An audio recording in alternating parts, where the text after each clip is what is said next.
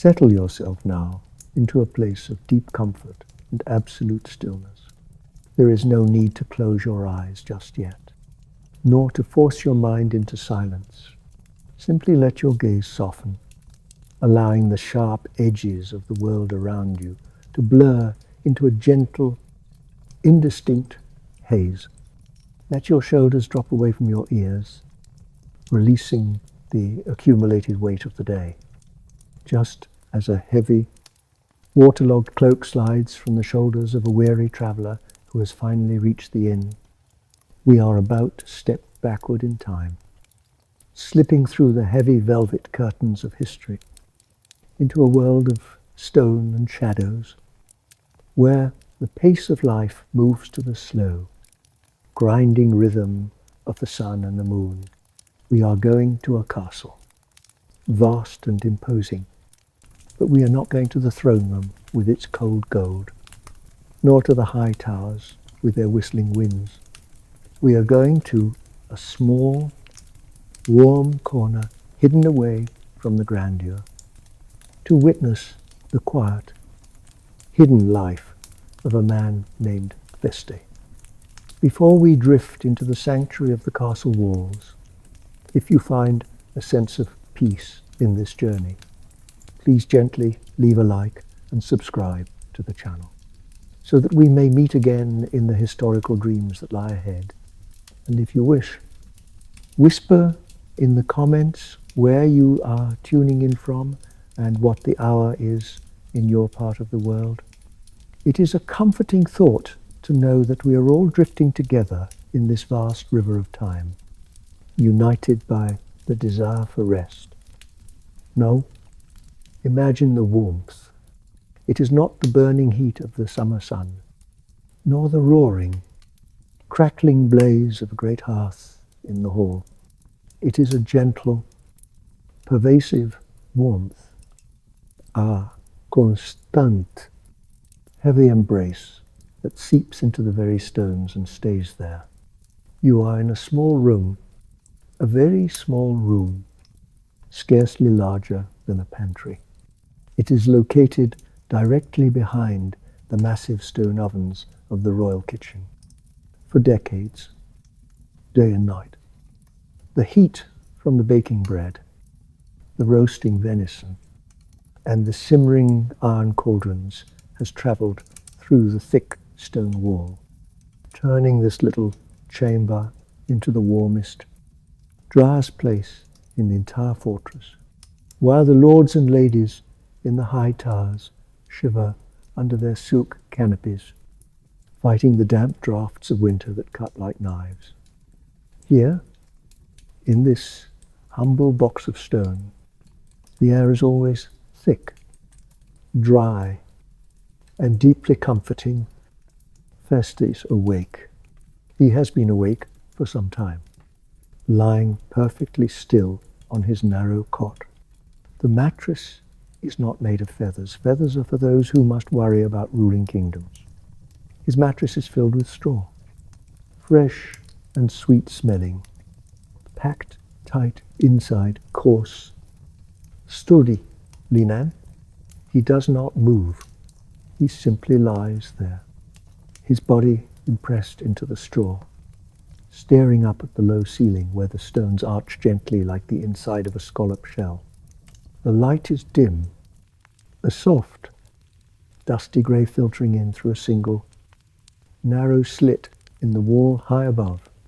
It is the colour of early dawn, that ambiguous, silent hour between night and day, when the world holds its breath and the ghosts of history walk softly. Breathe with him, inhale the scent of the room. It is a complex, layered scent. It smells of old stone, dry and dusty. The smell of the earth itself.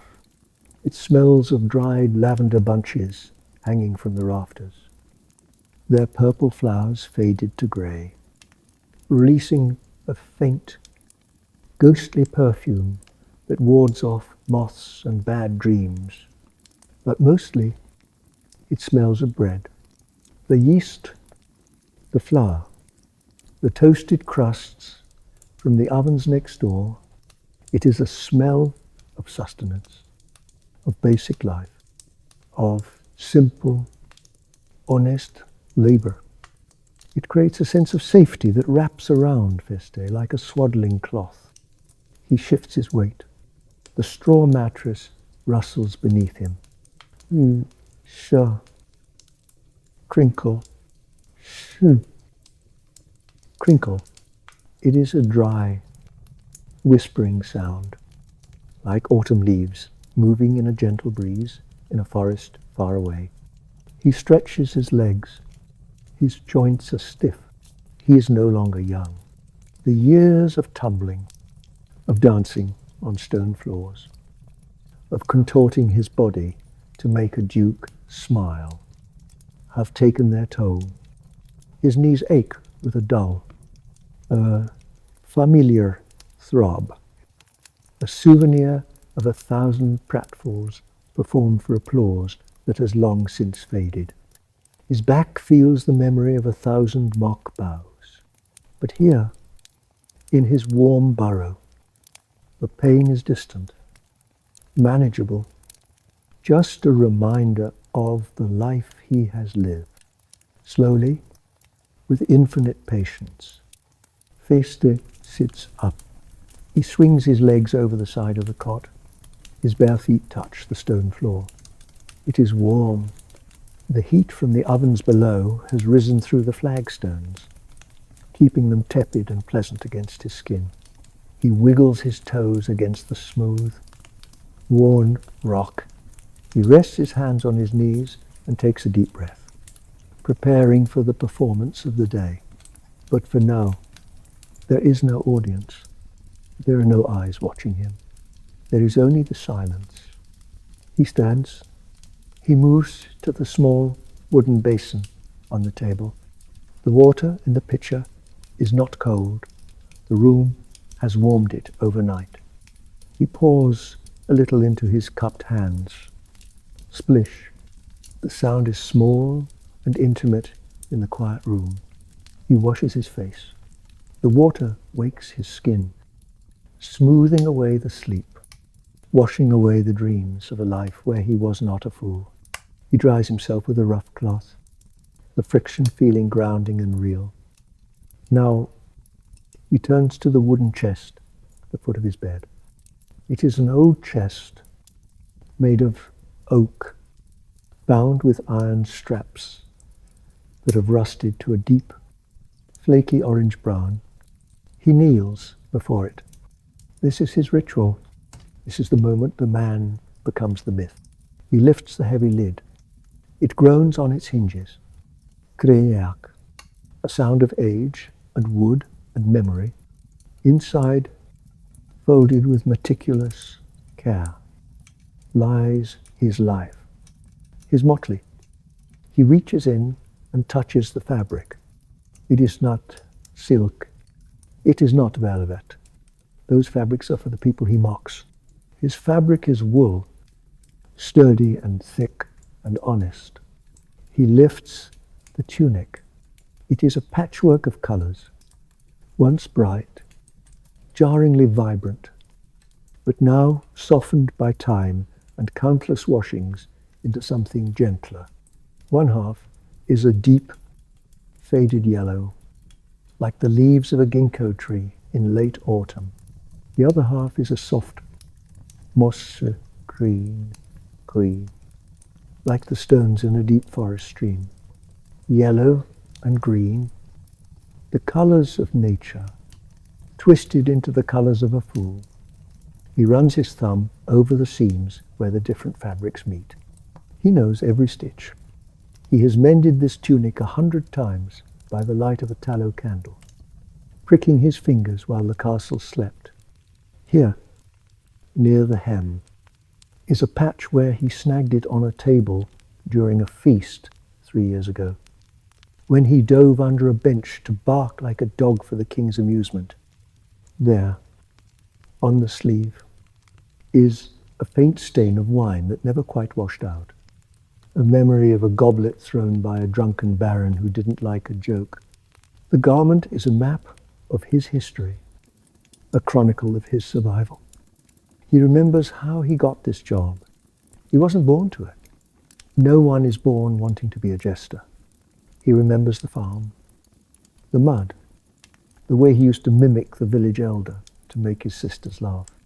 He remembers the day the Lord's steward saw him, pointed a finger, and said, "That one, he's funny. We'll take him." Purchased like a sack of grain, like a prize pig, taken from the mud and placed in the marble halls.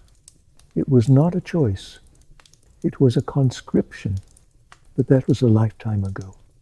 The anger has faded, leaving only a quiet acceptance. He is the fool now. It is who he is. He pulls the tunic over his head. The wool is scratchy against his skin, but it is a familiar sensation, like the rough lick of a cat. It settles onto his shoulders with a comforting weight. He fastens the belt around his waist. It is a simple leather strap, worn, smooth and dark by the oils of his hand. He ties it not too tight, leaving room for breath, leaving room for the belly to move when he laughs or when he pretends to laugh. Next, the hose.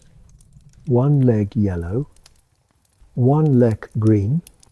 They act as a second skin, transforming his legs into the limbs of a creature that is not quite human. He pulls them up, adjusting the fit, smoothing out the wrinkles over his aching knees. He sits back down on the cot to put on his shoes. They are soft leather slippers, curling up at the toes in a ridiculous point. The leather is cracked and supple, molding perfectly to his feet after years of wear.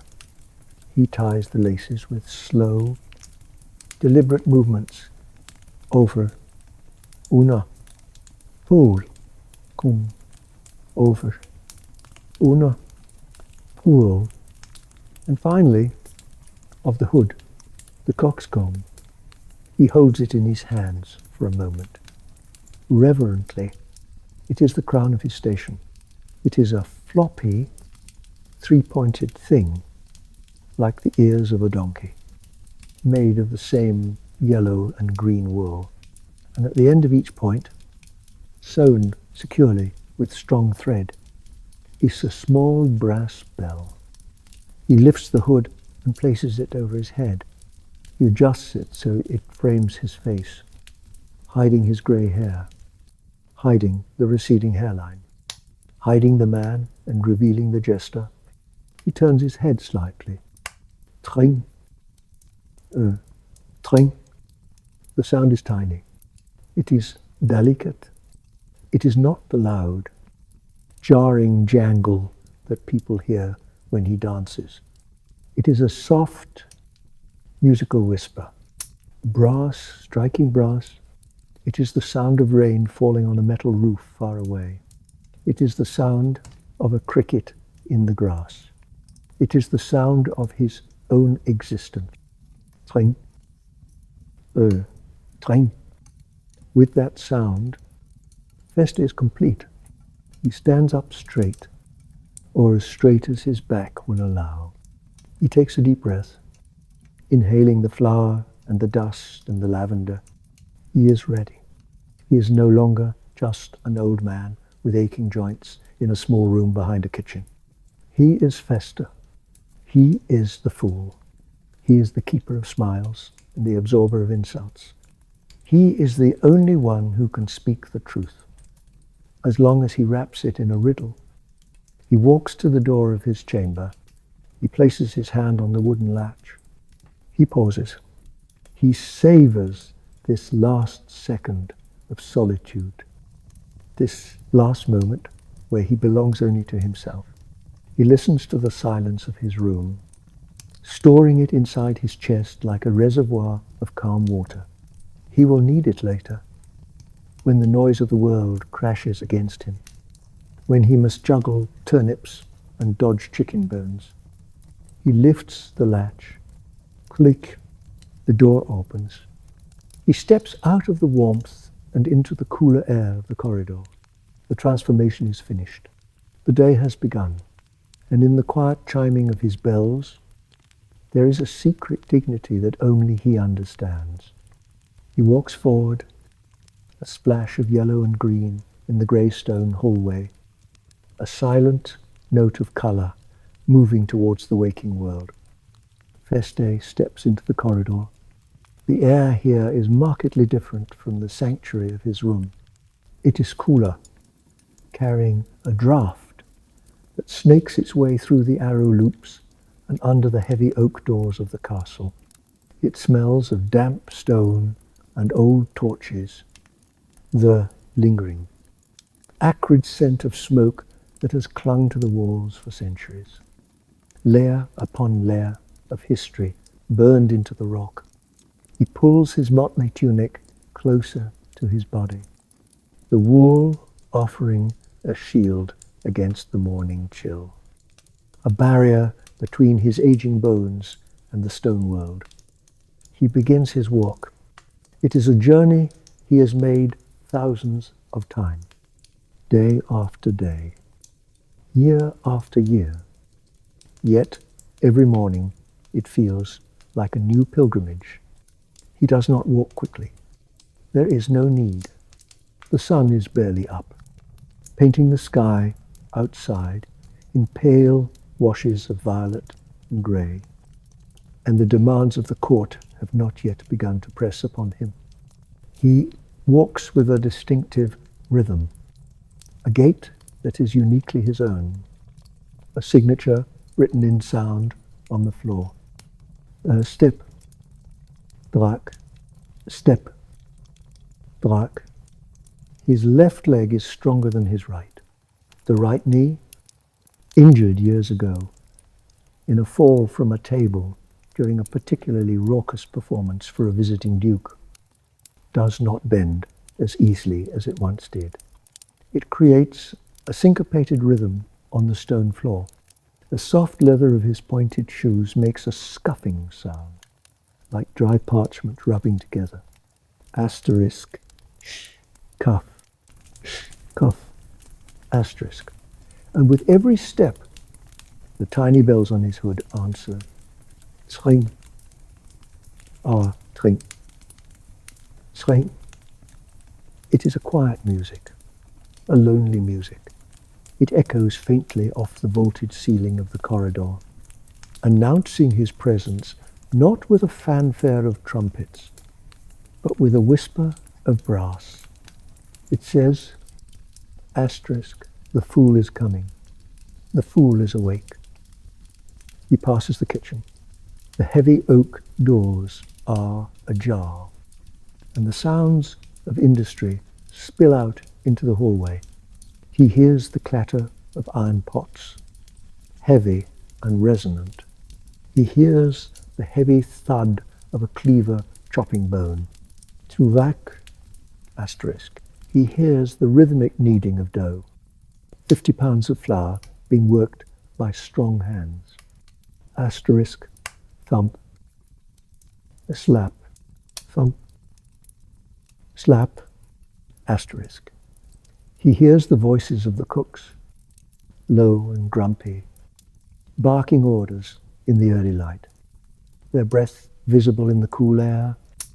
They are the engine of the castle, already running hot and fast, fueling the great beast of the court.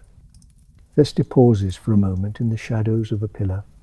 He watches the scullery maid carrying a bucket of water. Her face is flushed from the heat of the fire. Her arms, strong and red, soapy water sloshing over the rim. She does not see him.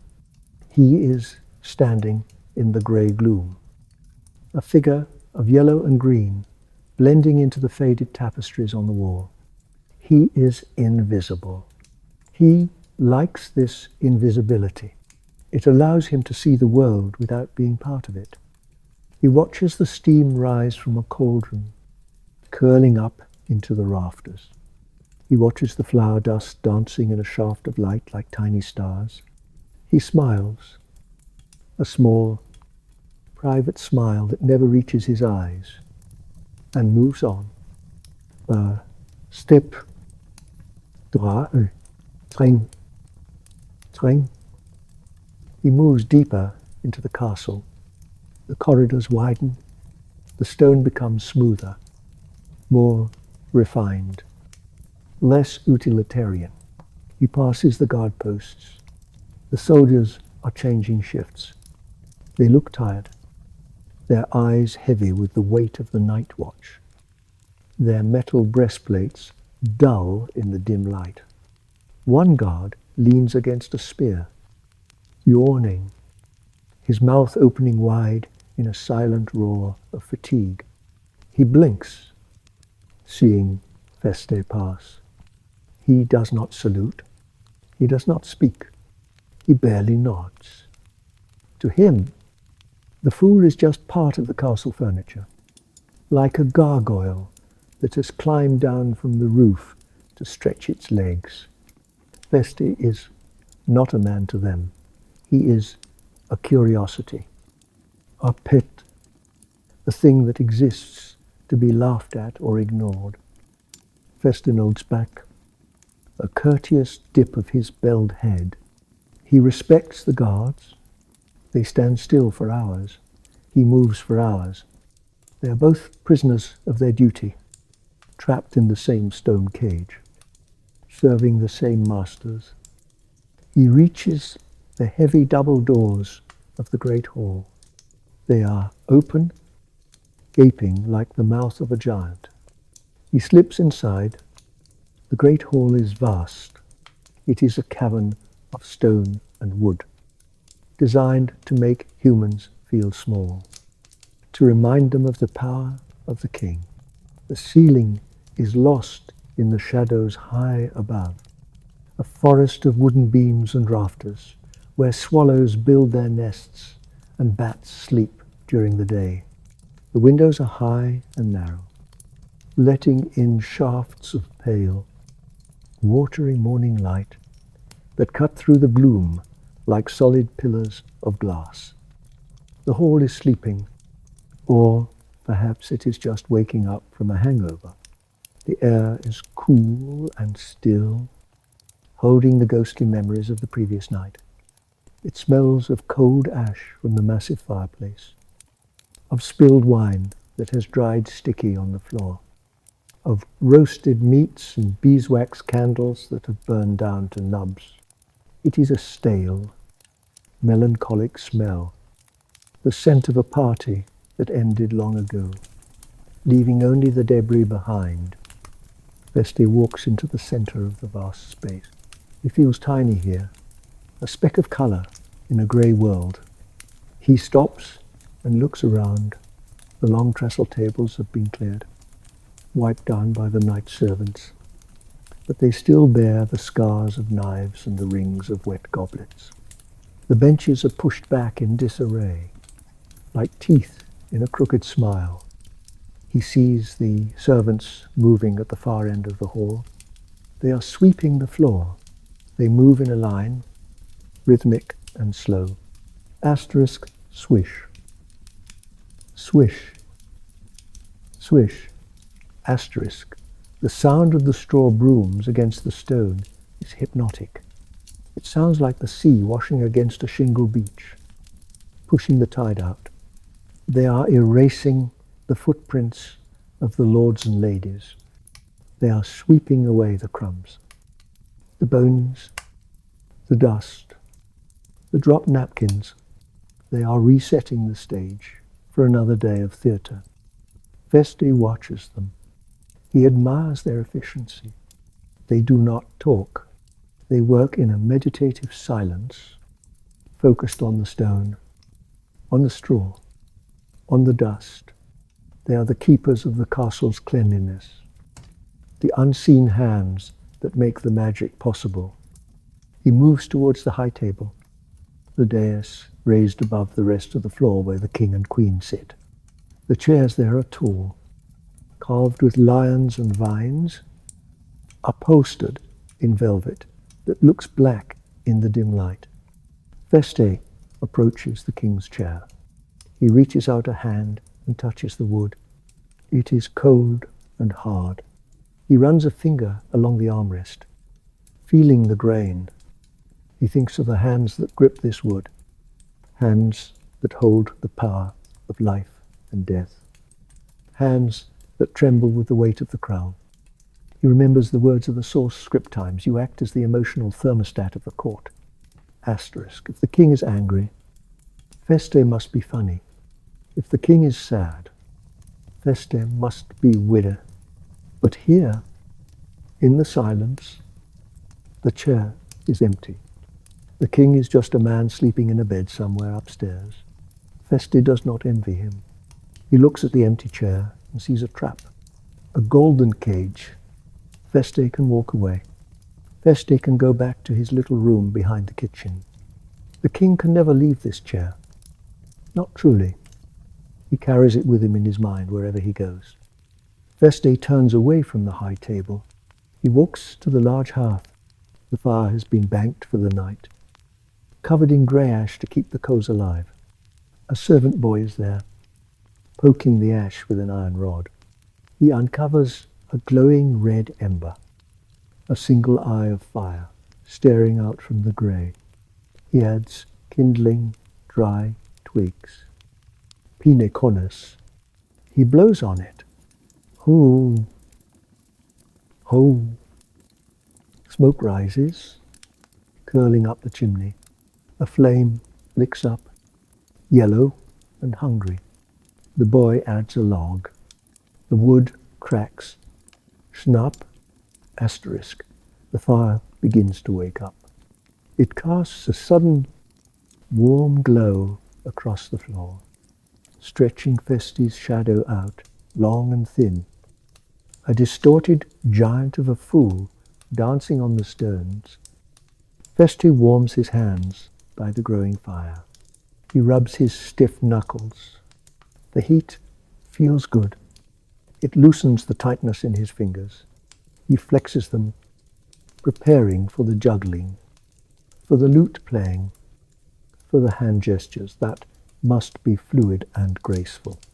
He remembers the days when he could walk on his hands, when he could leap over tables. No, he juggles words more than balls. It is safer for his bones. He looks up at the gallery, the balcony where the musicians sit. It is empty now. The instruments are packed away.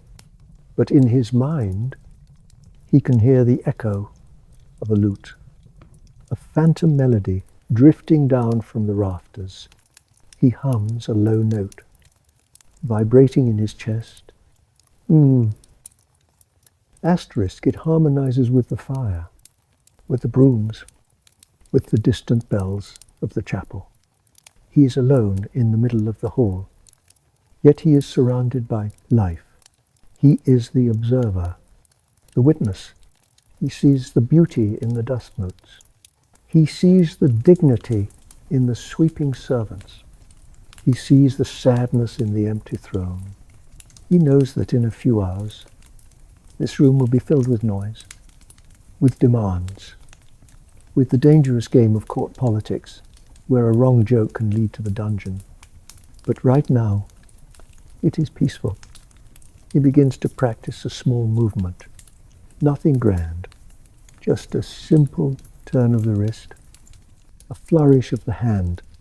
He twists his hand, fingers splayed. The bells on his sleeve chime softly. Tringeling, asterisk. He does it again, smoother this time. Tringeling. It is not for anyone. It is for himself. It is a way of saying, I am here. It is a way of claiming the space before the noise begins. It is a small act of rebellion to be a fool for his own pleasure, not for theirs. The light in the hall is changing. The shafts of sun are turning from grey to gold. The dust motes are spinning faster. The castle is stretching its limbs. Doors are opening. Voices are getting louder in the distance. The day is coming. The tide is rising. Feste takes a deep breath. He centers himself. He pulls the mask of the fool down over his soul. He makes his eyes bright. He curves his lips into a faint, ready smile. He is ready to be seen. But for just a moment longer, he lingers in the quiet, holding on to the peace of the dawn, holding on to the secret knowledge that the castle is most beautiful when it is empty. And he is its only king. He takes a step. Asterisk, shuffle drag, twin, asterisk. He moves towards the side of the room, finding his place in the shadows, waiting for the first noble to enter, waiting to become the reflection they need to see. The sun has dipped below the horizon, pulling the last ribbons of violet and bruised purple from the sky. The castle has turned inward. The heavy wooden shutters have been barred against the night. The great hall, which was silent and grey in the morning, has transformed. It is now a cavern of fire and gold, a belly of warmth in the cold stone beast. Feste sits on a low, three-legged stool near the foot of the dais. This is his place, not at the table, but near it, below the salt, below the dignity. He is close enough to feel the heat of the great hearth, where logs the size of trees are burning, crumbling into glowing red cities of ember. He is close enough to smell the hem of the Queen's velvet robe when she passes. The hall is full now. 300 souls are packed between these walls. The noise is a physical thing. It is a roar, a hum, a vibration that you can feel in your teeth. It is the sound of voices layering over voices, of laughter clashing with shouting, of metal knives scraping against pewter plates. Asterisk, scrape, clink, roar, asterisk. It sounds like the ocean trapped in a cave during a storm.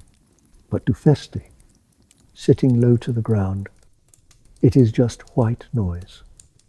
It is a river of sound that flows over him, polishing him like a stone in a stream. He watches. That is his true trade. He is not just a juggler. He is a watcher. He sees the servants moving in a ceaseless, hypnotic dance. They carry silver platters piled high with roasted meats, venison glazed in honey, boars with apples in their mouths, peacocks reassembled with their iridescent feathers fanned out in a mockery of life. The steam rises from the food, carrying the heavy, rich scents of rosemary, cloves, and animal fat. It is a thick, intoxicating fog of abundance. Feste picks up 3 red apples from a bowl on the floor. They are polished, waxy and cool to the touch. He weighs them in his hands. He begins to throw them. Up, up, up. He falls into the rhythm. It is a meditation. One apple leaves his hand just as another lands. It is a circle of red motion in the firelight. Asterisk. Thump. A slap. Thump. Slap. Asterisk. The sound of the fruit hitting his palm is rhythmic, steady, like a slow heartbeat. He focuses on the apples. He does not look at the faces of the nobles yet. He looks at the red blur. He finds his center in the motion. Gravity is honest. Gravity never lies. An apple goes up, it must come down. Unlike the court, where words go up and never land, or land where they are not supposed to. He shifts his gaze to the high table. He sees the king.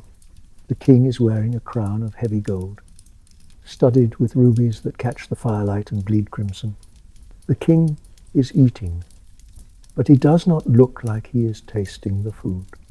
His eyes are scanning the room, darting from the Duke of the North to the Ambassador of the South.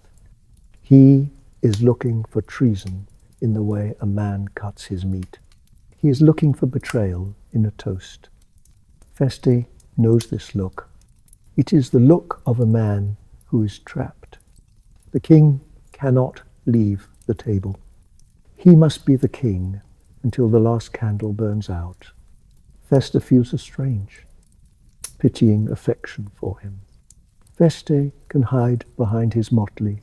The king has nowhere to hide. Noble, the Baron of the West, leans over the table, his face flushed with wine. He shouts a joke, something crude, about a milkmaid and a bishop. The table roars with laughter. It is a sharp, jagged laughter, fueled by wine and the desperate need to please the powerful. Feste watches their mouths opening. He sees the gold teeth, the missing teeth. He sees the way their eyes crinkle, but do not smile. They are performing, just as he is. They are wearing masks of merriment. Suddenly, the Baron points a greasy finger at Feste. "You there, fool, why so quiet? Has the cat got your bells?" The attention of the room shifts. It swings like a heavy pendulum towards the little man on the stool. The noise dampens slightly. They are waiting. They want to be entertained. They want to see the dog dance. Feste does not flinch. He catches the apples. 1, 2, 3, asterisk. He holds them still. He stands up slowly. His bells chime. Tring, tring. He walks to the center of the floor. He walks with his exaggerated limp. Step. Drag. Asterisk. He makes himself look smaller, more crooked. He widens his eyes until he looks like a startled owl. "My lord." Feste says, his voice high and piping, carrying through the hall without shouting. "The cat did not take my bells, but I lent my tongue to a politician, for I thought he needed it more than I." There is a beat of silence, then laughter. It is genuine laughter this time. He has mocked the politicians, the courtiers who talk too much and say nothing. He has said what everyone thinks but dares not say. He has wrapped the truth in a joke, dipped it in honey, and fed it to them. The Baron laughs the loudest, slapping the table. He throws a chicken leg at Feste. It spins through the air. Grease flying. Feste catches it with one hand, as easily as he caught the apples. He takes a bite, exaggerating the chew. He bows deeply, sweeping his coxcomb hat along the floor. The bells jingle wildly. A fair trade. My lord, a leg for a tongue. He retreats to his stool. The spotlight moves away. The roar of the conversation returns. The ocean closes over him again. He is safe. He sits back down. He places the chicken bone on the floor for the castle dogs. They are lurking under the tables. Wolfhounds and terriers. Moving through the forest of legs. A large hound comes to him, resting its heavy head on Feste's knee. Feste strokes the dog's ears. The fur is soft, warm, and smells of musk. The dog sighs, a long exhale of contentment. Feste looks around the room again. He sees the lady in the blue dress. She is smiling at the Duke, but her hand is gripping her napkin so tightly, her knuckles are white. Feste knows she is weeping inside. He knows her son was sent to the war last week. He knows the fear that lives in the pulse of her throat.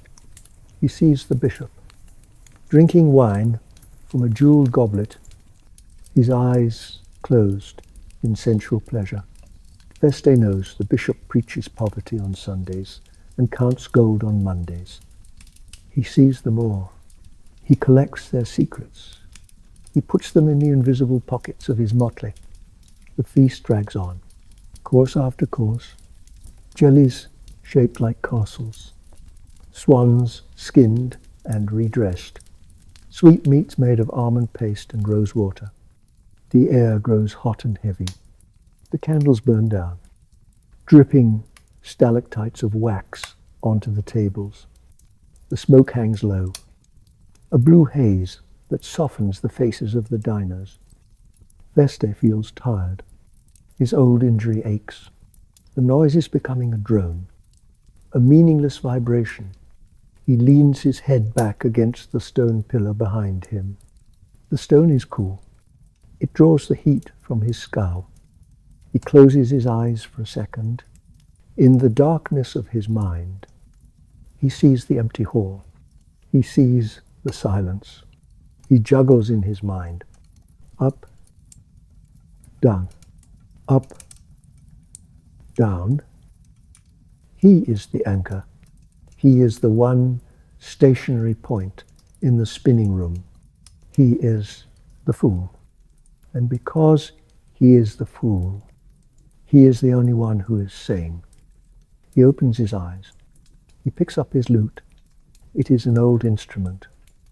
The wood, dark and scarred.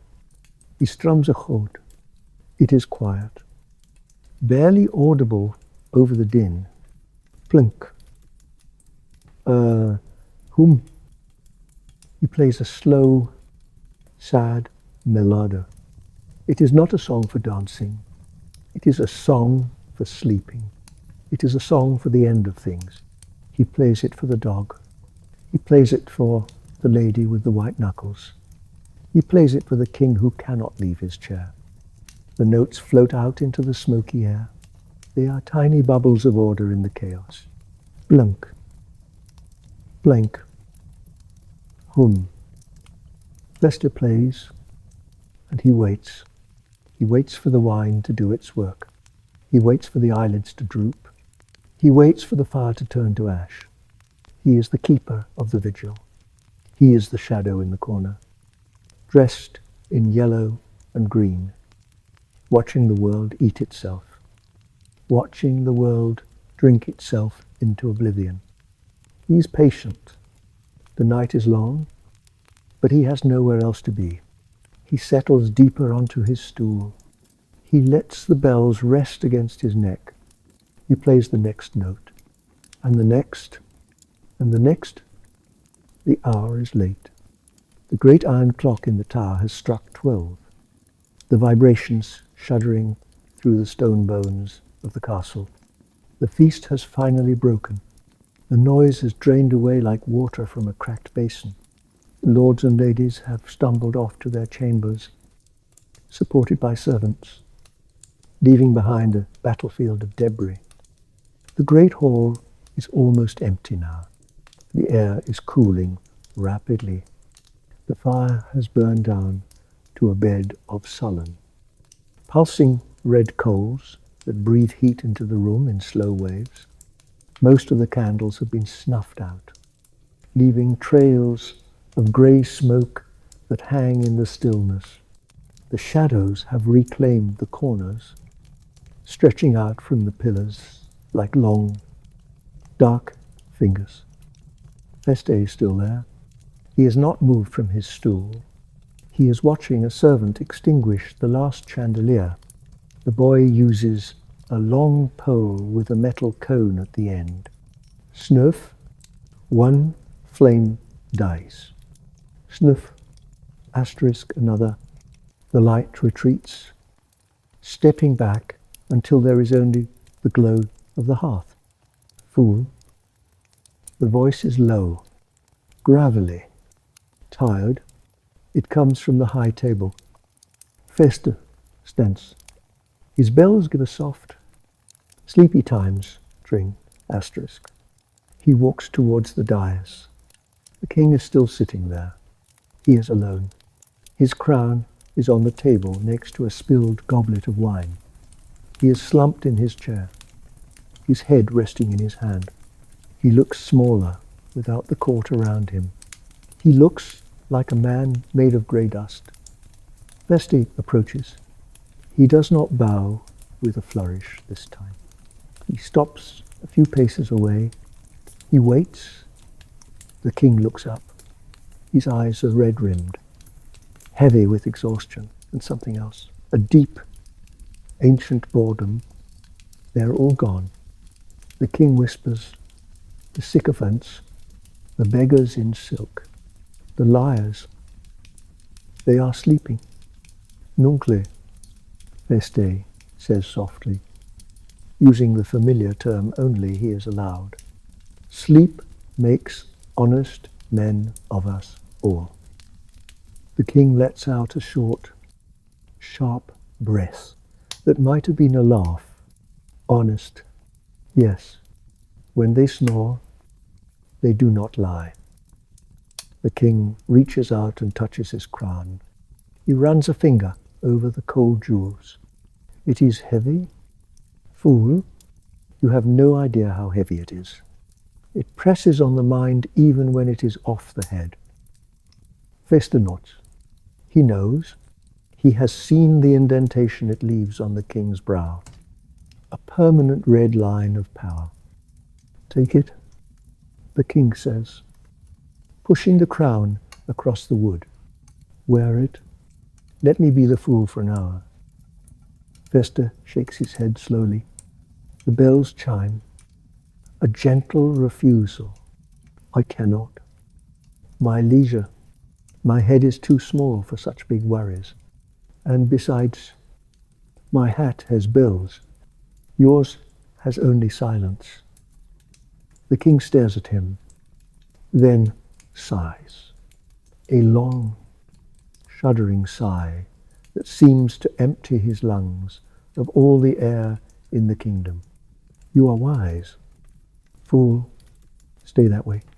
It is safer. The king stands up. He sways slightly. Feste steps forward, ready to offer an arm.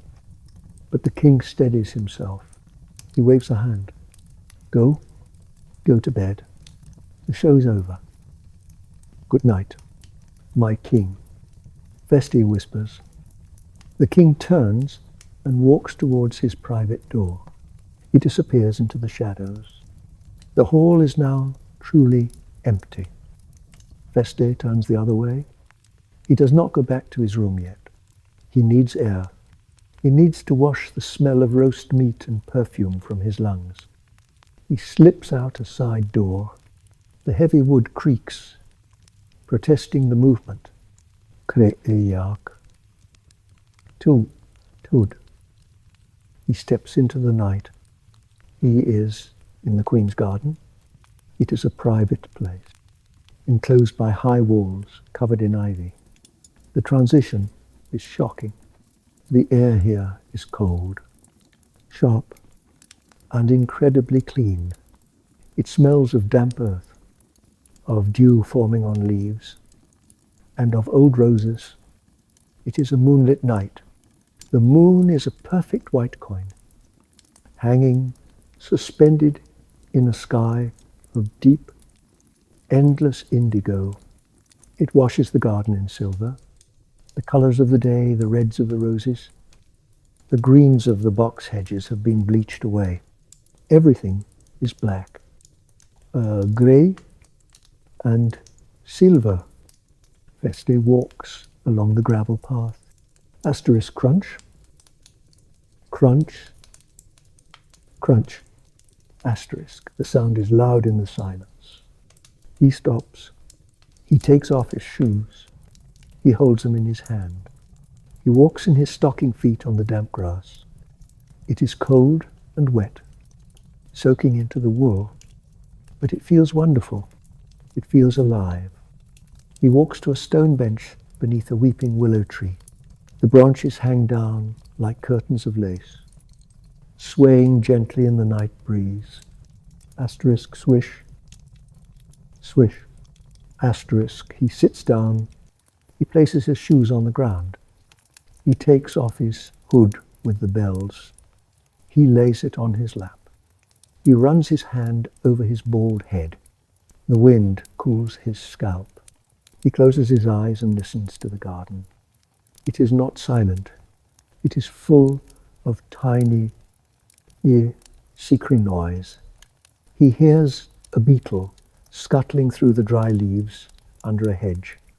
Asterisk. Scratch, scratch. Asterisk. He hears an owl calling from the bell tower. A haunting, hollow note. Whir-ho. Whir-ho. Asterisk. He hears the fountain in the center of the garden. The water trickles into the stone basin. Drip, blop, drip, plop. It is a music more beautiful than any lute. It is the music of the earth breathing. Feste looks at the roses. They are dark shapes, thorny and guarded. He thinks about the king. He thinks about the secrets he heard tonight. The baron's affair, the bishop's gold, the queen's fear. He takes these secrets out of his mind, on by on, like taking stones out of a shoe. He drops them into the fountain. He imagines them sinking to the bottom, covered by the water, washed clean. He is no longer Feste the Jester. He is just a man sitting in a garden. The motley clothes are just wool.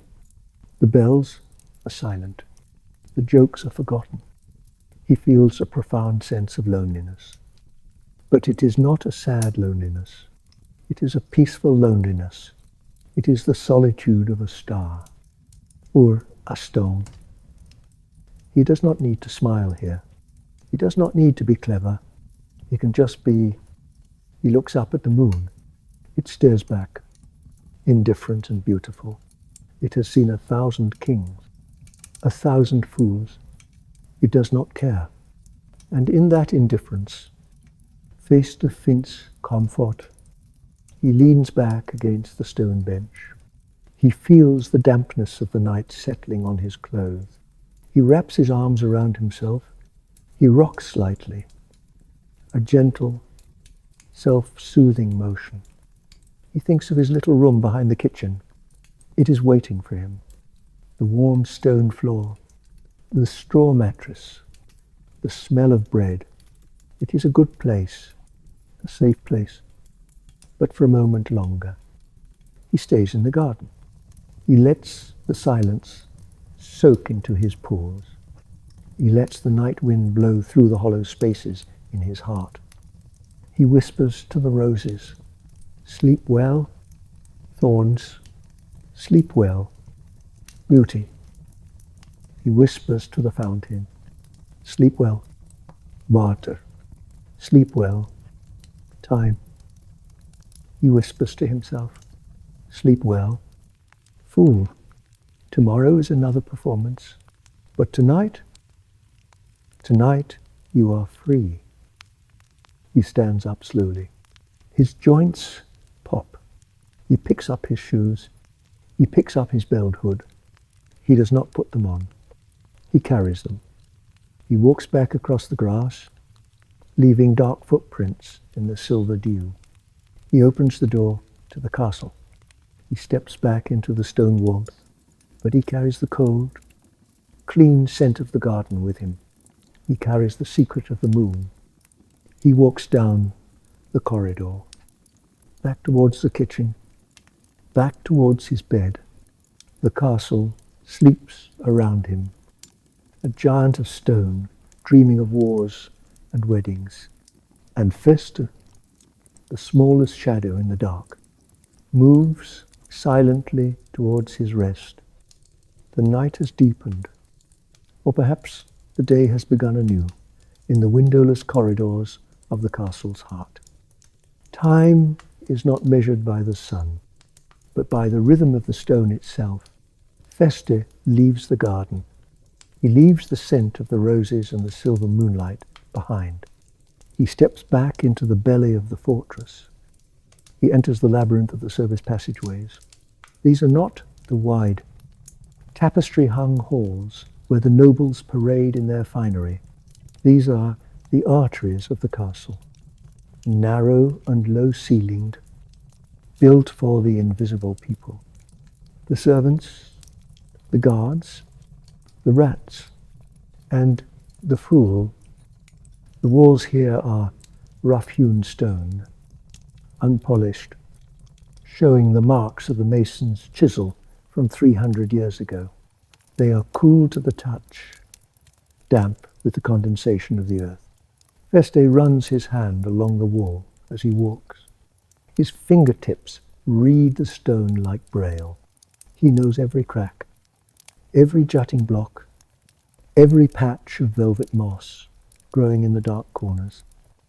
He walks slowly, step, draw, step, draw, asterisk. The sound is muffled here, absorbed by the narrowness of the space. He is moving through the castle's secrets. To be a jester is to be a ghost. He is allowed everywhere, yet he belongs nowhere. He has walked into council chambers where maps of war were spread across the table, and the generals did not stop talking, because to them he was just a dog with bells.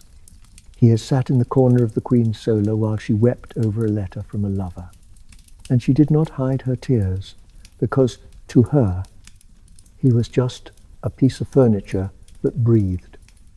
He carries these moments in the pockets of his motley. They are heavy.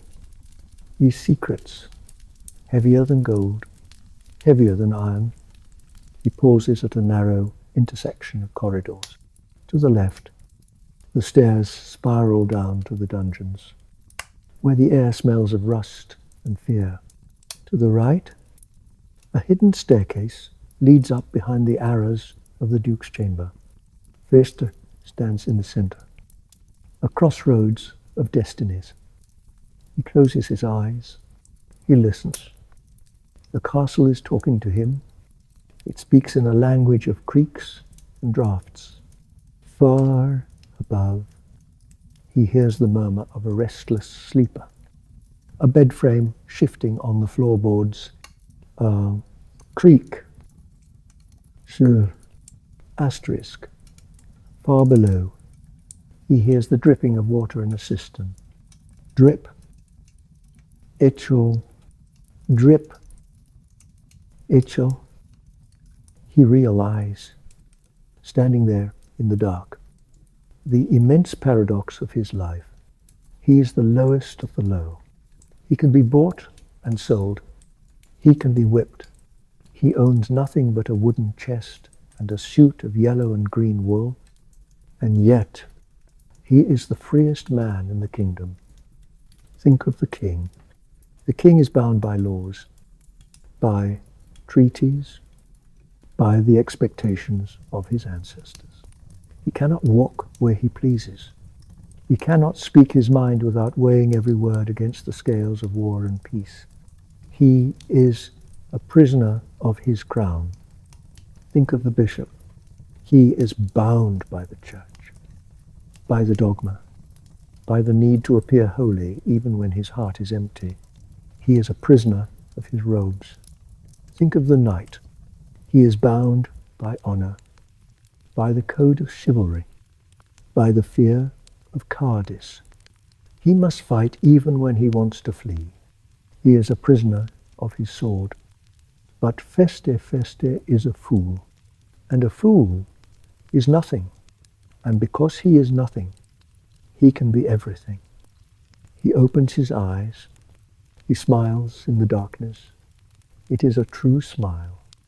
Invisible to the world, he has no reputation to lose. He has no dignity to defend. If he falls, people laugh. If he speaks the truth, people call it a joke. He walks through the walls of social convention as if they were made of mist. He continues his walk. He climbs a narrow, winding staircase. The steps are worn into hollows in the center by centuries of feet. He climbs up, up, up. His breath comes steady and slow. He reaches a small alcove, a hidden niche high in the wall of the great library. He slips inside. It is dusty here. The dust lies thick and grey, undisturbed for years. It smells of old paper, of leather bindings, of dry ink. From this vantage point, through a decorative screen of carved wood, he can look down into the library below. It is empty now, save for the moonlight streaming in through the tall windows. The books stand in rows on the shelves, silent soldiers of knowledge. Feste sits on the floor of the alcove. He wraps his arms around his knees. He is high above the world. He feels like a gargoyle perched on a cathedral.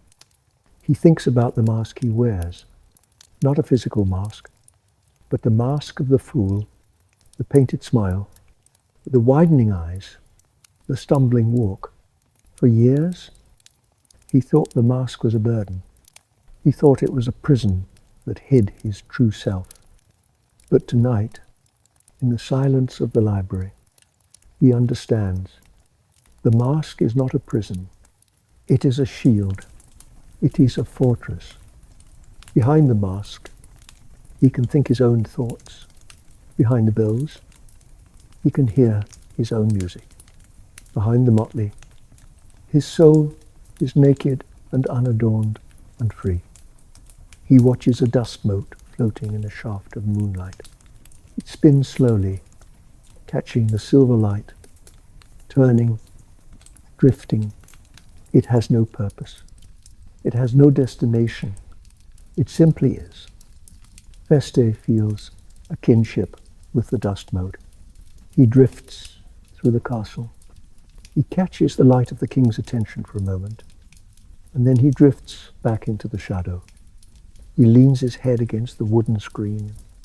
The wood is old, polished by the air. He feels the vibration of the castle settling for the night. The stones cooling, the timbers contracting. He thinks of the secrets he holds. The duke's gambling debt, the princess's secret love for the stable boy, the steward's theft of the wine.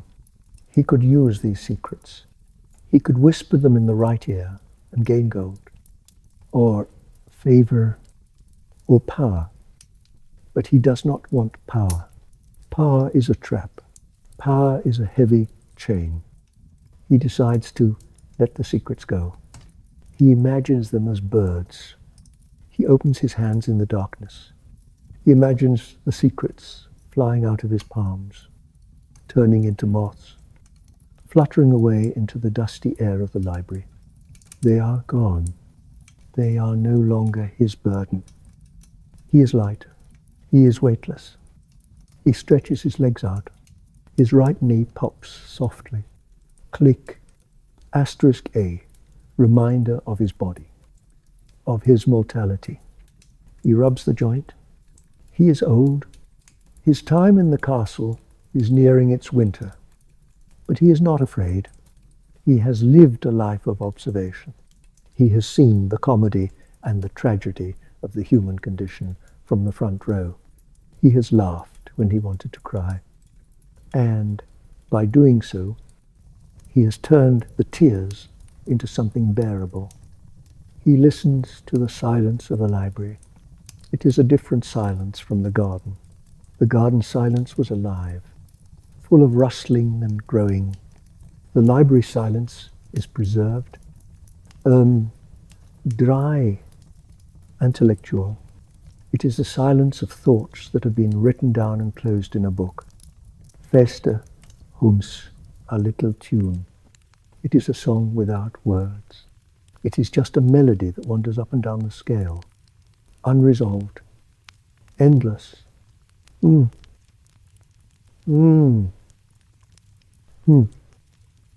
bells on his hood vibrate sympathetically. Tring, tring. asterisk. They are his chorus. He feels a deep sense of peace settle over him. He is the secret keeper who keeps no secrets. He is the wise man who plays the idiot. He is the free man in a castle of slaves. He stays there for a long time, watching the moon move across the floor of the library below. He watches the shadows lengthen and shift. He is part of the architecture now. He is as much a part of the castle as the stones and the beams.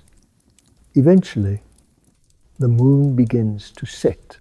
The light changes from silver to a dull, cold grey. The false dawn is approaching.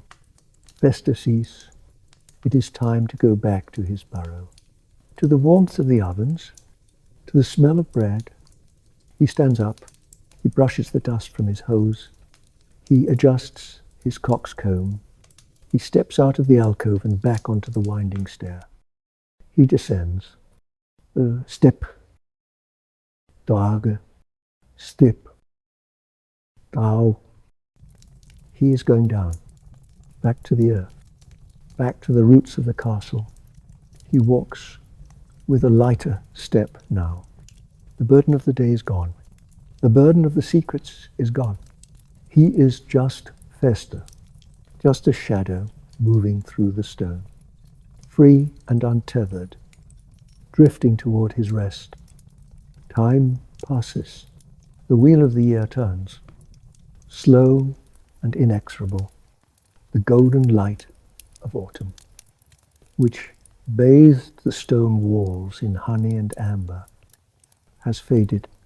The leaves in the Queen's garden have turned brown, curled into brittle scrolls, and fallen to the earth, leaving the rose bushes as skeletons of thorns scratching against the wind. Winter has come to the castle. It arrives not with a shout, but with a hush. It begins with the sky turning a flat, heavy white, like a sheet of unbleached parchment stretched tight from horizon to horizon. The air grows still. The birds stop singing. The squirrels retreat into the hollows of the ancient oaks.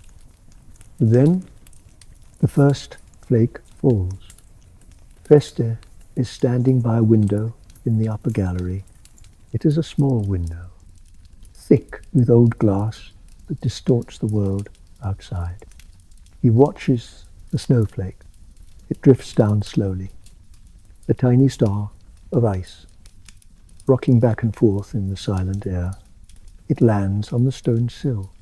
It sits there for a moment, perfect and intricate, before it melts into a dark spot of water. Then another falls, and another, and then the sky opens, and the silence becomes visible. The snow falls for 3 days and 3 nights. It covers the courtyard in a blanket of white wool. It caps the towers with white hats. It fills the moat with slush. It muffles the world. Inside the castle, the atmosphere changes. The fortress turns inward. The doors are barred and sealed with heavy tapestries to keep out the biting wind. The windows are shuttered. The world shrinks to the circle of light cast by the fires. The cold is a living thing. It seeks every crack, every keyhole. It creeps along the stone floors, numbing the toes. It creates fern-like patterns of frost on the inside of the glass. Beautiful and cruel paintings of ice. But Feste loves the winter. Winter is the time of the hearth. It is the time of stories. It is the time when the castle stops pretending to be a place of war and becomes a place of shelter. He spends his days near the great fire in the hall. The fire is built high now, fed with massive logs of pine and oak that hiss and crackle. Snop, pop, hiss, asterisk. The heat is intense. A wall of warmth that pushes back the grey chill. Feste sits on a cushion on the floor. close to the flames. His old bones ache less here. The heat soaks into his joints, loosening the stiffness that plagues him in the damp mornings. He holds his hands out to the fire. His skin looks translucent, papery in the orange glow. He can see the blue veins mapping the back of his hands. Rivers of life flowing under the skin. He is not alone. In winter, the hierarchy of the castle softens. The cold makes everyone equal in their need for warmth. The servants, the guards, the children of the cooks, they all gather near the fire when their work is done. Feste becomes the center of this small, huddled world. He does not juggle now. His hands are too stiff. He does not tumble. His back is too rigid. Instead, he uses his voice. He tells stories. Imagine the scene. The firelight flickers on the faces of the children sitting cross-legged on the rushes. Their eyes are wide, reflecting the flames. The smell of the room is rich and cozy wood smoke, roasting chestnuts, damp wool drying in the heat, the scent of pine boughs brought in to freshen the air. Feste speaks softly. His voice is raspy, like dry leaves rubbing together. But it is warm. He tells them of the summer. He tells them of the green forests, of the sun that never sets, of the dragonflies with wings like stained glass. He weaves a world of color in the middle of the white winter. Once, he whispers, leaning forward, his bells chiming softly. Tring. I saw a giant who could carry a mountain on his back, but he was afraid of a mouse. The children giggle.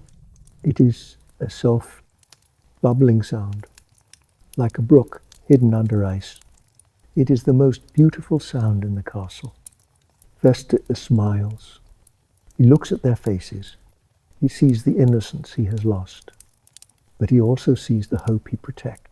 He is the keeper of the flame of imagination, while the snow piles up against the doors, burying them in white silence. He keeps the world alive with his words. Outside, the wind begins to howl. Ooh, ooh, ooh, ooh. Asterisk. It batters the stone walls. It rattles the shutters. Asterisk. Clack, clack, clack. Asterisk. It sounds like a pack of wolves trying to get in. But the walls are thick. The fire is bright. They are safe. This is the cozy hibernation. The castle is a sleeping bear, curled around its heart of fire. The pace of life slows down to a crawl. There are no campaigns, no hunts, no grand balls. There is only the waiting for the sun to return. Feste feels a deep kinship with this season. He is in the winter of his life. He feels the slowing down in his own blood. He sleeps more. He moves less. He eats the warm stews, thick with root vegetables and barley, with gratitude. In the late afternoon, the light fails early. The grey turns to black. Feste leaves the fire. He walks through the darkening corridors.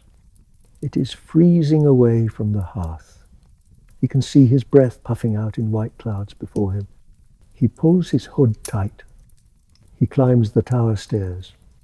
Step, trouw, step, draak, asterisk. It is a long climb for his old legs, but he does it every day. He climbs to the bell tower. The bell tower is open to the elements. The wind whips his motley, making the fabric snap like a flag. The snow swirls in, stinging his face, but he stands there, looking out over the landscape. Everything is white. The fields, the forests, the village below all erased, smoothed over, Unified by the snow, it is a blank page, a world holding its breath. Above him hangs the great bell. It is iron, cold and massive, a sleeping giant. It is used to signal alarm, or death, or the new year, but now it is silent. Feste reaches out and touches the rim of the bell. The metal burns his fingers with cold. He taps it gently with his knuckle. Bong. It is not a loud sound. He does not swing the clapper. He just taps the metal. The sound is a low, deep vibration that he feels in his chest more than he hears with his ears. It hums. It is the sound of time. It is the sound of the earth's heartbeat, slow and deep. Bong. He taps it again. The sound ripples out into the snowy night, swallowed instantly by the wind. It is a lonely sound, a solitary note in the vast, white silence. Feste stands there, shivering, listening to the fading hum. He feels entirely alone, a speck of color in a world of monochrome. But he does not feel sad. He feels small, and in that smallness he finds peace. He is just one beat in the long song of the castle. One winter in 1,000 winters. He looks down at his motley. The yellow and green are grey in the twilight. He is fading, just as the year is fading. Sleep well, world. He whispers to the snow. Sleep well, trees. Sleep well, is the stones. He turns away from the wind. He begins the long descent back to the warmth. Back in the great hall, the fire has burned down to embers again. The children are gone. The servants are asleep on their pallets. The silence has returned. Feste walks to his little room behind the kitchen. He opens the door. The heat hits him. A wall of comfort. The smell of bread welcomes him home. He takes off his hood. Tring. He hangs it on a peg. He takes off his shoes. He lies down on his straw mattress. He pulls the heavy wool blanket up to his chin. He closes his eyes. He can still hear the wind outside, a distant lullaby. He can still feel the vibration of the bell in his fingertips. He is safe. He is warm. He is the winter fool. Resting in the heart of the stone, he drifts. He floats. He sinks into the long, sweet sleep of the season. The snow continues to fall, covering his tracks, covering the castle, covering the world in a soft, white silence. The heavy, iron-grey grip of winter has finally begun to loosen its hold on the castle walls. It is not a sudden surrender, but a slow, reluctant retreat, inch by inch, stone by stone. The great drifts of snow that have choked the courtyards and smothered the battlements for months are no longer the pristine, blinding white of deep January. They have aged.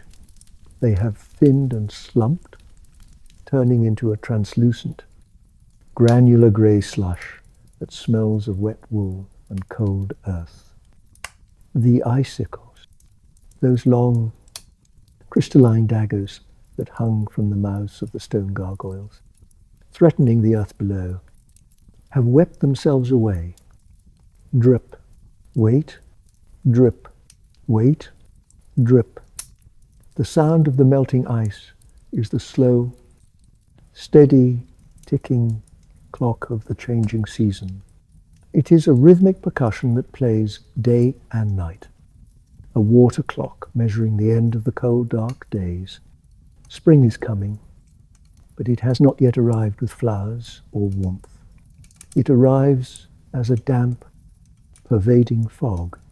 The air is thick with moisture, a heavy mist that clings to the rough stone walls, slicking them with a layer of condensation that looks like sweat on the brow of a giant. The castle, usually so imposing and solid against the skyline, now looks like a phantom ship adrift in a boundless ocean of cloud, untethered from the earth, floating in a grey void of transition. Feste stands in the shadows of the minstrel's gallery. This narrow, wooden balcony hangs high above the great hall, a perch built for musicians to rain down melody upon the feasts below. But there are no musicians today. There is only dust, thick and velvet grey. Coating the floorboards and the railing, Feste leans against the heavy oak balustrade. The wood is smooth under his hands, polished by centuries of palms that have rested here. But it is cold. It seeps a chill into his bones that feels familiar, almost like the touch of an old friend. From this vantage point, high in the gloom where the smoke from the torches gathers in a haze, he can see everything. He can see the patterns of the rushes strewn on the floor below. He can see the bald spot on the top of the bishop's head. He can see the way the servants weave through the crowd like ants. He sees it all, yet no one thinks to look up. Why would they? The action is down there, in the light. He is the ghost in the rafters, the silent witness to the play that never ends. Below him, the court is assembled.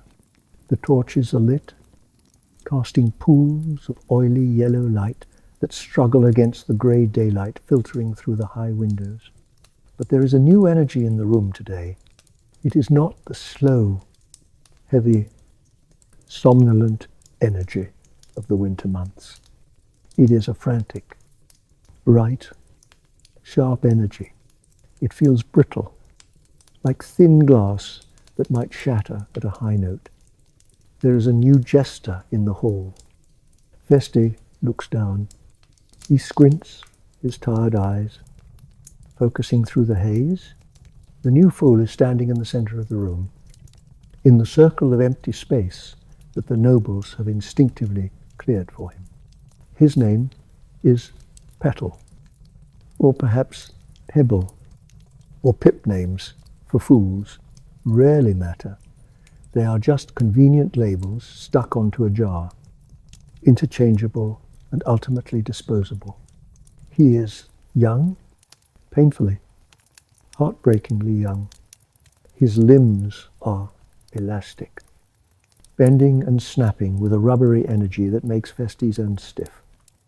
Calcified joints ache just by watching. He moves with a frenetic speed, a blur of motion that seems desperate to fill every second of silence with action.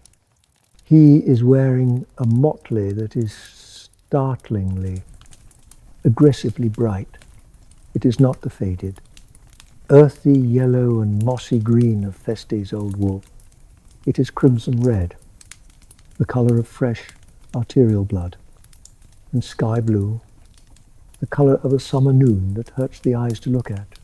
The fabric is new, stiff and possibly silk, a luxury Feste never knew. The colors clash and scream against the grey stone of the hall. The bells on his cap are silver, not brass. They are polished to a high shine, catching the torchlight and throwing dazzling sparks into the eyes of the watchers. They ring with a high, piercing clarity, a sharp, insistent sound that cuts through the murmur of the crowd like a knife through water.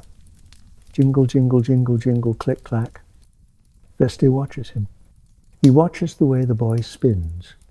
He watches the way the boy's chest heaves with exertion, hidden beneath the loose tunic. He remembers the source script, the old truth that hangs over their profession like a blade. When you are gone, someone else takes your place before your bed even goes cold. It is a cruel truth, a truth that usually bites with the venom of jealousy. But from up here, in the safety of the dusty shadows, it does not feel cruel. It feels inevitable. It feels natural. It is like watching a dead leaf fall from the branch to make room for a new green bud. The tree does not mourn the leaf. The tree simply grows. The young fool is juggling knives. 3, 4, 5 glistening steel blades spinning in the air, forming a deadly, shimmering fountain of metal. The court is gasping. The king is leaning forward in his chair, a rare spark of genuine interest lighting up his tired, heavy-lidded eyes.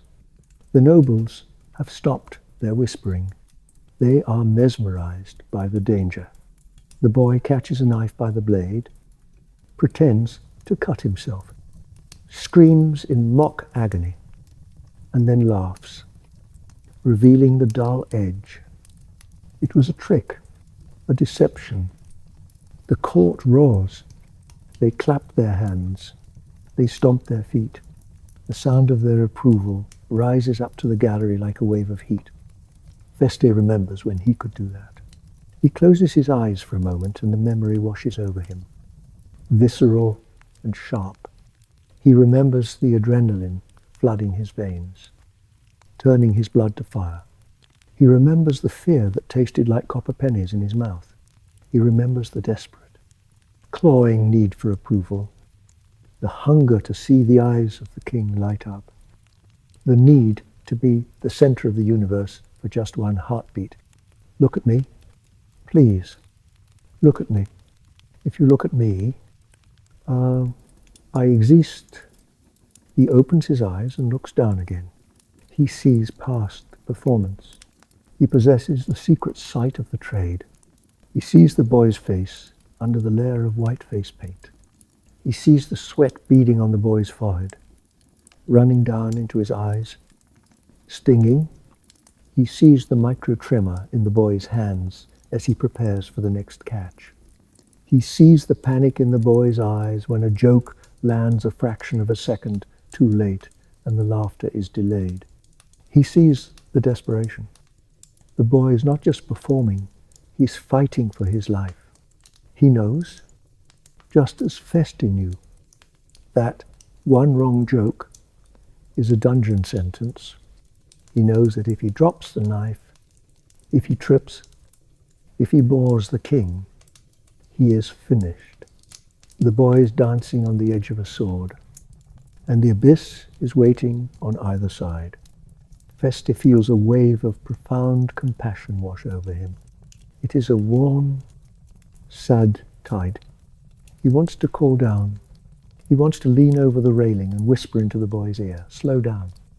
Child, save your knees, save your heart." They will laugh. Yes. They will clap. Yes. But they will not love you. You are a toy to them. Do not break yourself for their amusement. But he stays silent. He does not speak. He does not move. The boy must learn. The cycle must continue. The lesson cannot be taught, it must be lived. The stone floor must be felt against the knees. The scorn must be tasted. Feste turns away from the railing. The sight of the bright red and blue motley is hurting his eyes. He begins to walk along the upper corridor, moving away from the light and the noise. Step, twak, step, tlau. His bells give a dull, muted thud against his neck. They are old brass, tarnished and tired. They have lost their voice. They are tired of ringing. They want to be silent metal again. As he walks into the deepening gloom of the castle's upper reaches, He realizes something profound. A thought that has been circling him for months like a hawk finally lands on his shoulder. He is being forgotten. It is not a sudden event. It is not a dramatic expulsion. It is a slow, gradual erasure, like a fresco on a wall, fading under the damp. For weeks now, the steward has forgotten to summon him for the evening meal. Feste has eaten leftovers in the kitchen, unnoticed. The guards at the door no longer nod or crack a smile when he passes. They simply look through him as if he were made of glass. Even the dogs in the hall, who used to beg at his feet, seem to sniff past him, drawn to the fresh sausage and the new scent of the boy in the bright clothes. According to the world, according to the vanity of men, this is a tragedy. To be forgotten is to die while you are still breathing. It is the ultimate failure.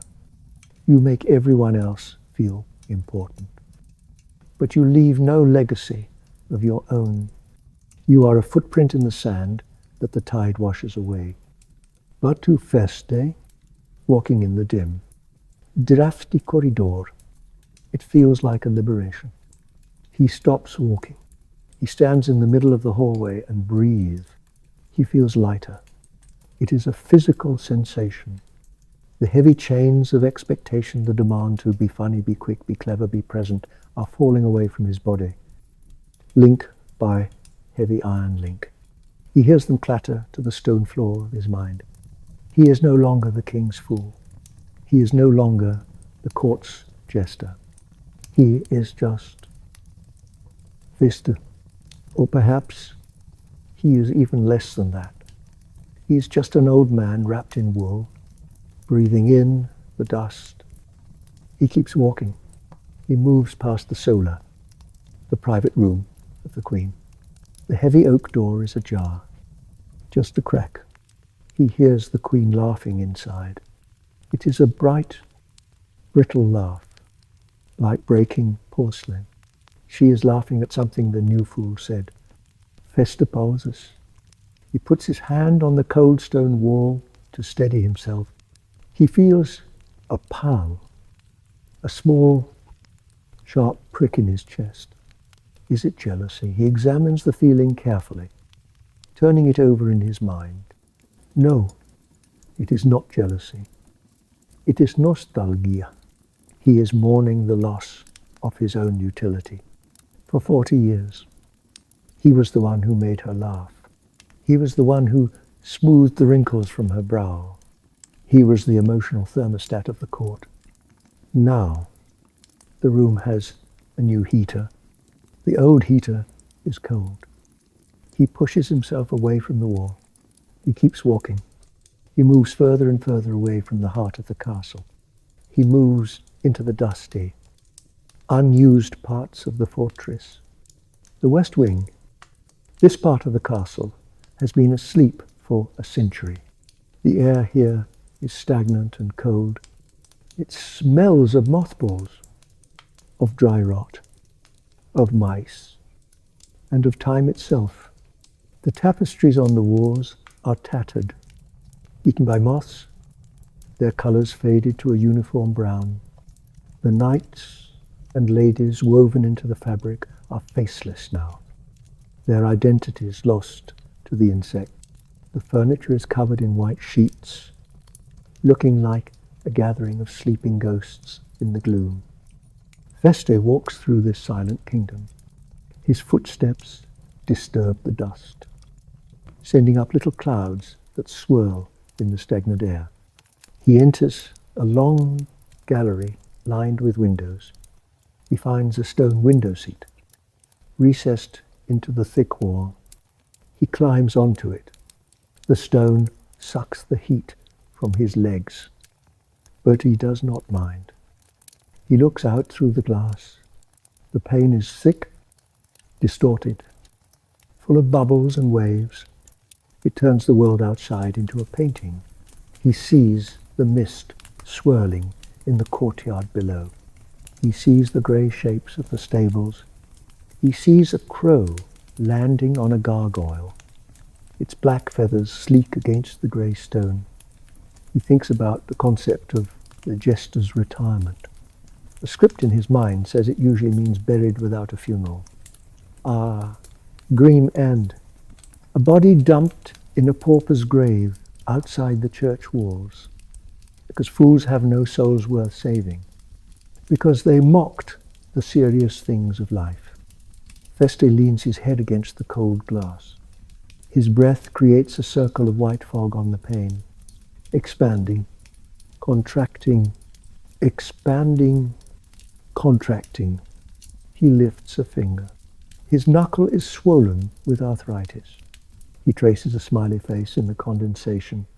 2 dots for eyes, a curve for a mouth, the symbol of his life. He looks at it for a moment. Then, with a slow, deliberate swipe of his palm, he wipes it away. He decides, sitting there in the grey light, that he does not care about the funeral. Funerals are for the living. Funerals are performances. They are just another kind of theatre, with costumes black instead of motley, and lines, prayers instead of jokes. He has had enough of theatre. He is full to the brim with performance. He wants truth. And the earth is the ultimate truth, to be buried in the soil, to be wrapped in the cold embrace of the ground, to become food for the roots of the great oak trees, to become the grass that the deer eat. That is not a tragedy. That is a reunion. That is becoming part of the great silent cycle of the world that does not need jokes to function. He closes his eyes. He listens to the castle from this distance. It sounds different here. The roar of the great hall, the laughter, the clapping, the music, it is all just a distant, rhythmic murmur. It sounds like the ocean heard from miles inland. It sounds like the blood rushing in his own ears. The silver bells of the new fool are inaudible here. The king's commands cannot reach this far. Here, there is only the wind rattling the loose window frame. Rattle, tap, rattle, tap, tap, tap. There is the scuttling of a mouse behind the wainscoting. Scratch, scratch. There is the silence of the dust settling. He remembers the faces he has seen, thousands of them, a river of faces flowing past him for 40 years.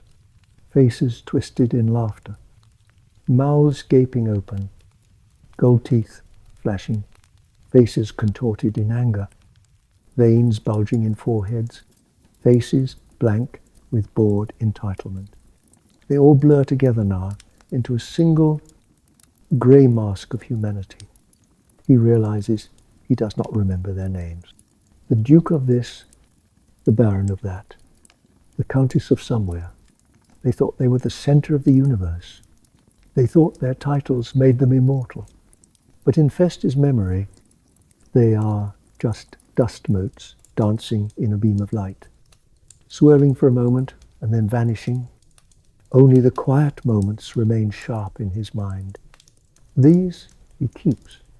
The taste of a strawberry he stole from the kitchen one summer morning, warm from the sun, the feeling of the old dog's fur under his hand, coarse and oily, the sight of the moon reflecting in the moat, a perfect silver coin that he could never spend. He feels a deep, heavy drowsiness settling into his bones. It is heavier than sleep. It is not just the need to close his eyes. It is the need for cessation. He is tired of being the jester. He is tired of the motley. The yellow and green wool feels incredibly heavy on his shoulders, like he is wearing a suit of armor made of lead. He wants to take it off. He wants to take off the name Feste. He wants to take off the weight of being human. He opens his eyes. The light in the west wing is fading. The grey is turning to charcoal. The night is coming to claim the castle. He stands up. His knees pop loudly in the silence. Asterisk, crack. Asterisk, a dry sound. Like a twig snapping, he begins the long, slow walk back to his burrow behind the kitchen. He is retreating. He is withdrawing his forces from the battlefield of the court. He is conceding the victory to the young, to the loud, to the bright. He walks back through the corridors. He passes a servant in the hallway, a young girl carrying a basket of linens. She looks up and sees him. She looks startled, her eyes wide, as if she has seen a ghost. Then she hurries past him, hugging the wall, making the sign of the cross over her chest. Feste smiles, a small, gentle smile. She is right. He is a ghost. He is haunting his own life. He is a remnant of a time that has already passed. He reaches the heavy wooden door that leads to the kitchen area. He pushes it open. The heat hits him immediately. It is familiar. It is embracing. It smells of yeast and burning oak and roasted onions. It welcomes him like a mother. He walks past the busy cooks. They do not look up. He is invisible again. He walks to the small, low door of his room. He opens it. It is exactly as he left it. The straw mattress, the wooden chest with the iron straps, the dried lavender hanging from the ceiling, the single tallow candle waiting on the table. He steps inside. He closes the door. Click, asterisk. The latch falls into place. He leans his back against the rough wood of the door. He lets out a breath he feels he has been holding for 40 years. A long, shuddering exhale that empties his lungs of the court, of the lies, of the laughter. He is safe. The new fool can have the hall. The new fool can have the laughter and the fear and the flying chicken bones. The new fool can have the spotlight and the king's favor. Feste has the shadows, and in the shadows there is peace. He looks at his hands. They are wrinkled, spotted with brown age spots. The knuckles swollen and twisted. These hands have caught knives. These hands have plucked lute strings. These hands have poured wine for kings who are now dead and buried in stone tombs. They are good hands. They have done their work. Now they want to rest.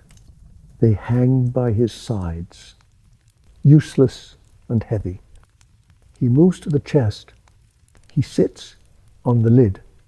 The wood is hard, but he does not mind. He sits there for a long time, just breathing.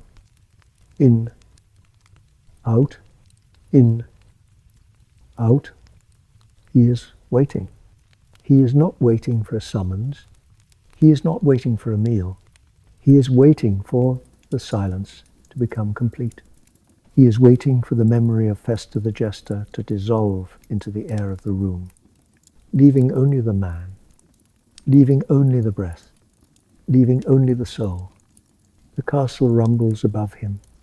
The dance continues. The wheel turns. The music plays. But the axle, the little room, the old man is still. He is the old friend of silence now. And silence wraps its arms around him. A lover more faithful, more constant, and more gentle than any audience he has ever known. He closes his eyes and lets the darkness hold him. The fire in the great stone ovens next door has finally been banked for the night. The intense baking heat of the day, which smelled of crust and rising dough, has softened. It has mellowed into a gentle, radiating warmth that seeps through the stone wall. feeling like the touch of a fevered hand against a cool cheek. The castle is asleep. The new fool, young petal in his bright crimson, is asleep in some corner of the stables or the kitchen. Perhaps dreaming of applause, perhaps dreaming of falling from a high wire. The king is asleep under his heavy velvet canopy, dreaming of wars and borders and sons he does not have. The queen is asleep, dreaming of a life where she is not a queen. Feste is in his room. It is the last night. He knows this. He does not know it with fear, nor with panic. He knows it with a bone-deep certainty, a quiet acknowledgement, like the closing of a heavy book. The machinery of his body is slowing down. The heart that has beaten a frantic rhythm for so many dances, that has raced with the adrenaline of performance, is skipping beats. It flutters like a moth against a window pane. Soft and powdery, Fluter, Pause, Fluter, asterisk. It is tired. It wants to stop. He stands in the center of the small stone chamber. A single tallow candle burns on the wooden table. The wax is running low, pooling in a puddle at the base. The flame is long and steady, casting a wavering shadow against the rough stone wall. The shadow mimics him, a tall, distorted giant of a fool, stretching up to the ceiling as if trying to escape the room. He begins the final ritual, the undressing. He reaches up with trembling hands. His fingers are stiff, swollen with the damp of the castle. But they know this task. They have done it 10,000 times. He unties the strings of his hood. The coxcomb, the symbol of his servitude, the symbol of his art, the three-pointed hat that marked him as a creature apart from men. He lifts it from his head. The movement is slow, reverent, as the fabric leaves his hair. The bells give one last faint chime. Tring. It sounds like a sigh. It sounds like a period at the end of a long sentence. He holds the hood in his hands. He looks at it in the candlelight. The yellow and green wool is worn thin in places. The colours are faded, bleached by the sun of the courtyards and the dust of the halls. He sees the sweat stains on the lining, the salt of his own labour. He sees the loose threads where he stitched it together by moonlight. It is not just a hat. It is his crown. It is a crown heavier than the king's, for it was worn without power. He folds it. He matches corner to corner, bell to bell. He does not throw it on the floor. He treats it with the respect due to a soldier's uniform after a long campaign. He places it on the table. Next to the candle, the bells settle into silence. Next, the belt. He unbuckles the leather strap. The leather is stiff, cracked with age. He pulls it free from the loops. It slides out with a whisper of friction. Asterisk. He coils it into a circle. A snake, sleeping. He takes off the motley tunic. He struggles a little with the wool. His arms are weak, and the fabric feels heavy, as if it is soaked in water. He pulls it over his head. He emerges from the cloth like a diver surfacing for air. When the tunic comes off, the air of the room touches his skin. He feels naked. He feels vulnerable. But he also feels intensely, undeniably real. He is no longer yellow and green. His pale skin, map-like with wrinkles. He has grey hair on a chest that is thin and bony. He is scars the white line on his arm where a plate broke, the purple bruise on his hip from a fall. He is moles and veins. He is just a human body, a vessel that is nearly empty, pouring out its last drops of spirit. He peels off the hose, one leg yellow, one leg green. He sits on the edge of the cot to do this. He has to bend down, and his back protests with a sharp ache, but he ignores it. He pulls the fabric down over his calves, over his ankles. He takes off the pointed shoes, the leather slippers with the curled toes. He sets them side by side on the floor. They look like two small animals waiting for their master to return. He stands up in his linen undershirt, barefoot on the warm stone floor. The heat from the ovens comes up through his soles, grounding him, connecting him to the earth one last time. He picks up the garments, the tunic, the hose, the belt. He gathers them in his arms. They smell of him. They smell of bread and lavender and old sweat. He walks to the wooden chest at the foot of the bed, the chest with the rusted iron straps. He kneels before it. He opens the heavy oak lid. Kreyak.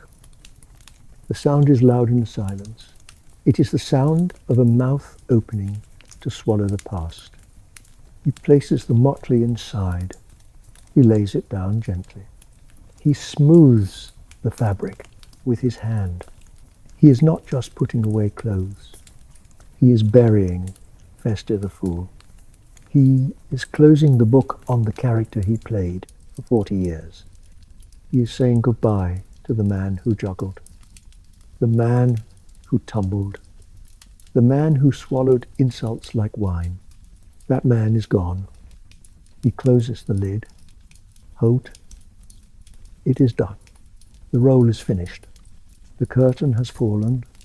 There will be no encore. There will be no curtain call. He stands up. He feels lighter.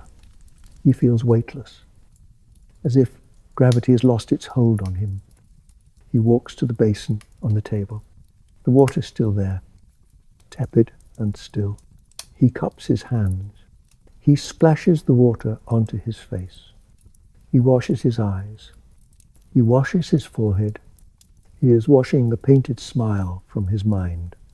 He is washing the watchful, anxious look from his eyes. He rubs his skin, feeling the bone beneath. He looks into the water. The surface ripples, then stills. He sees a reflection in the dim candlelight. He sees an old man, a stranger, a face stripped of artifice. But it is a stranger with kind eyes, eyes that have seen too much, but have chosen not to hate. You did well. He whispers to the reflection. His voice is a dry rasp. You survived. You kept them laughing. You kept the secrets. You did well. He turns away from the table. He turns to the cot. The straw mattress looks inviting. It looks like a cloud waiting to catch him. It looks like a nest built for a bird that is too tired to fly. He climbs into bed. The straw rustles beneath him. A dry, earthy sound. Shh. Shh. Asterisk. It welcomes him back to the earth. It conforms to his shape, holding him. He pulls the heavy wool blanket up. He pulls it up to his chin. It is heavy and warm. It smells of sheep and sunshine and safety. He lies on his back. He clasps his hands over his chest, interlacing the fingers. He stares up at the curved stone ceiling. The candle flickers. The wick is drowning in the wax. The flame turns blue, then yellow, then blue again. It is dancing its own final dance. Feste lets his mind drift back one last time. He allows the river of memory to flow backward. He does not think of the insults. He does not think of the time he was whipped for a joke about the bishop. He does not think of the cold nights sleeping in the draughty hall. He does not think of the fear. He thinks of the moments of grace. He remembers a summer day 20 years ago. He was juggling flowers, daisies, and dandelions for the little princess in the garden. She was 3 years old. She clapped her fat little hands and laughed with pure, unadulterated joy, a laugh that had no politics in it, a laugh that was like a fountain of clear water. He remembers the taste of a cold pear he stole from the pantry on a hot afternoon, the juice running down his chin, sweet and gritty. He remembers the feeling of the sun on his face when he sat on the battlements, high above the world. He remembers the sound of the rain on the roof while he sat safe in this room, knowing the fire was lit and the door was locked. He remembers the secrets, the heavy, dangerous secrets he carried for so long, the king's tears in the dark, the queen's fear, the duke's betrayal. He imagines them now. He imagines them as heavy, grey stones in the pockets of his soul. They have weighed him down for a lifetime. They have made him stoop. And now, lying in the warm bed, he takes them out in his mind. He reaches into the pockets. He takes out the king's secret. It is a jagged black stone. He drops it. It falls away into the dark void below him. Asterisk, drop. Gone. He takes out the queen's secret. It is a smooth, cold pebble. He drops it. Asterisk, drop. Gone. He takes out his own fear. It is a heavy, leaden weight. He holds it for a moment, acknowledging it. Then he opens his hand. Asterisk, drop. Gone. He takes out his shame. The shame of the fool. The shame of the bells. He drops it. Asterisk, drop. He is lighter. He is floating. He is rising up from the mattress, weightless as the smoke from the candle. He is untethered. The candle sputters. Hiss. Asterisk. The flame jumps once, high and bright, illuminating the stone arch one last time. Then it vanishes. Darkness fills the room, but it is not a frightening darkness. It is not the darkness of the dungeon or the grave. It is a soft, velvet darkness. It is the darkness of the inside of a seed before it sprouts. It is the darkness of the womb of the earth. It is warm. It is holding him. Feste closes his eyes. He listens to his own breathing. It is shallow now, quiet. In und Pause. Asterisk, out. Und Pause. He hears the silence of the castle. The stone walls are silent. The ovens are silent. The bells are silent. The king is silent. The world has stopped talking. He thinks about the source script one last time. The voice from the future said times no parade, no eulogy, no marble slab. You are just gone. He smiles in the dark. A true smile. He does not need a slab. He does not need a parade. He has the silence. The silence is his monument. It is vast and eternal and perfect. He is disappearing into the cracks of history, and it feels like a warm bath. He feels the boundaries of his body dissolving. He is no longer the man in the bed with the aching knees. He is the warmth in the stone. He is the dust in the air. He is the memory of a laugh that happened 20 years ago and is still echoing in the rafters. He is free. The pain in his knees is gone. The ache in his back is gone. The weariness of his soul is gone. He drifts deeper, deeper, down into the soft, grey fog of oblivion. He sees a garden. It is the Queen's garden. But it is different. It is eternal spring there. The roses are in bloom, huge and red, and they have no thorns. The moon is shining, and it is warm as the sun. He sees himself walking in the garden. He is not limping. He is walking tall. He is dancing. He is not wearing motley. He is wearing white linen, clean and bright. He is barefoot on the soft grass. He is juggling, but he is not juggling apples or knives. He is juggling stars. 1, 2, 3 stars spinning in the air, trailing light. He catches them effortlessly. He throws them up higher. Towards the moon, he catches 1 star. It is warm in his hand. It pulses like a heart. He holds it to his chest. He sleeps. The breath stops. Afinal, gentle exhale, like a leaf touching the ground. The chest settles. The heart gives 1 last soft flutter and is still. The room is silent. The candle smokes in the dark. A thin grey ribbon rising to the ceiling. The castle sleeps on. The guards walk the walls. The king turns in his sleep.